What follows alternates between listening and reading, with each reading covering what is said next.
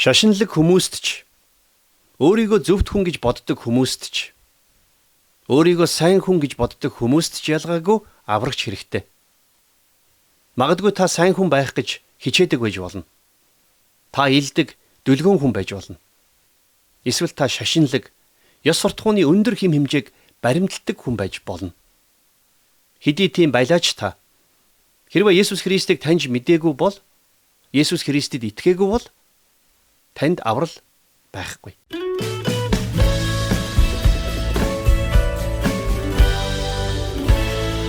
Библийн тойм тайлбар танд хүрч байна. Ром 2-р бүлгийн 1-ээс 3-р бүлгийн 20. Та магадгүй байзаараа Бурхан бол хайр гэд байсан чи яасан бэ гэж бодож байж болох юм. Тийм ээ, Бурхан бол хайр. Тэр үнэн. Бурхан бол хайр.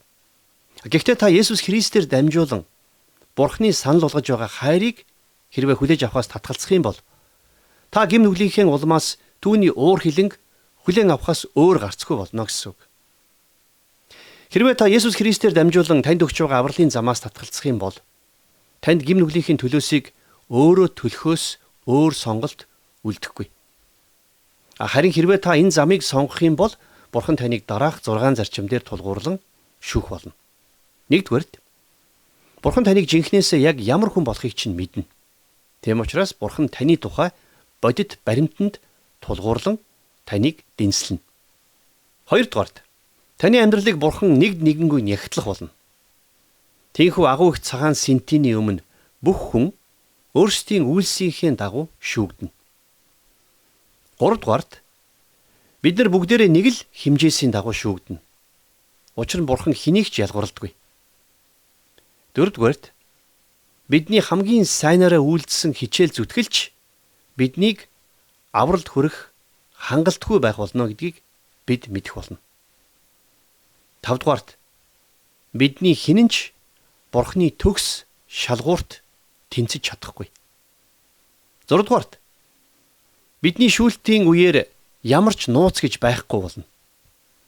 Хэрвээ та Бурханд итгэж түүний авралыг хүлээж авахгүй юм бол тэр цагт Бурхан таны амьдралдаа бусдаас нууж ирсэн тэр бүх зүйлсийг ил гаргах болно.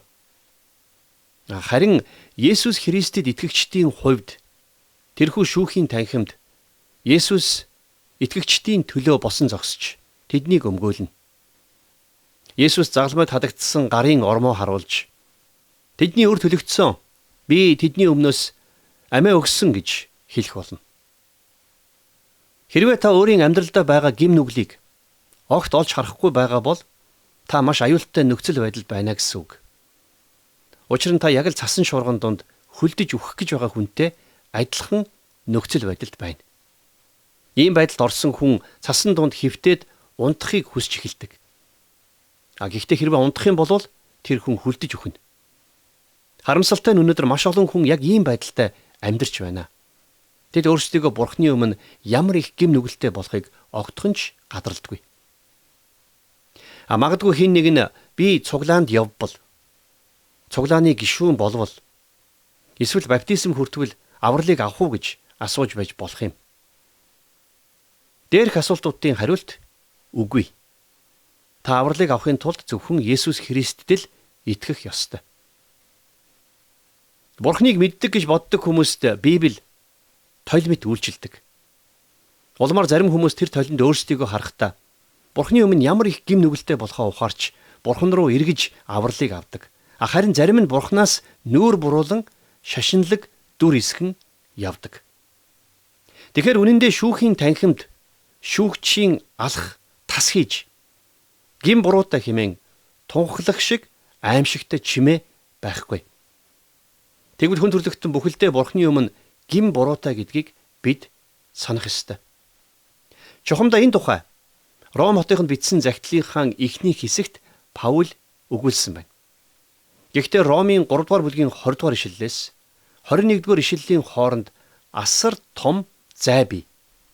Учир нь 20-р ишлэл хүртэл хүн төрлөختний гим нүглийн тухай хангалттай өгүүлснийхээ эцэст харин 21-р ишлэлээс эхлээд Паул бидэнд итгэлээр аврагдах гэдэг нь ямар утга учиртай болохыг тайлбарлаж өгсөн байдаг. Дараагийн дугаарт бид Бурхны авралын болцлын тухай үзэх болно. Библийн тойм тайлбарыг танд хүргэлээ. Библийн хуудасаар дэлгэрэнгүй судлал хичээлийг та Библийн хуудасаар подкастаар сонсох боломжтой. Бидэнтэй холбогдох хуудас 8085 99 тэгтэг. Мөн Итгэл радио Facebook хуудасаар холбогдоорой.